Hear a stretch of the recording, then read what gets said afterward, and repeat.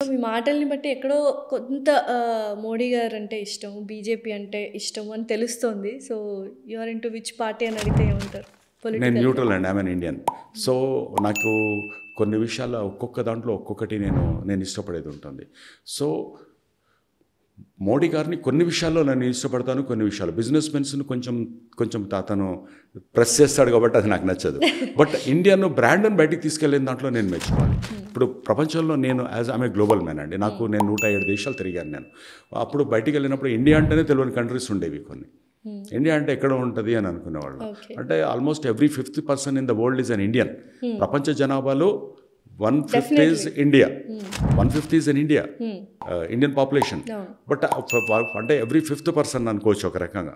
అది పెట్టుకొని మేము మమ్మల్ని తెలియకపోయేది ఏంటి అనే ఫీలింగ్ నుండి నేను అప్పటి నుండి తర్వాత జర్నీ చేసుకుంటూ వస్తే ఈ రోజున ఇండియా అంటే తెలియని వాళ్ళు అంటూ ఉన్నారు.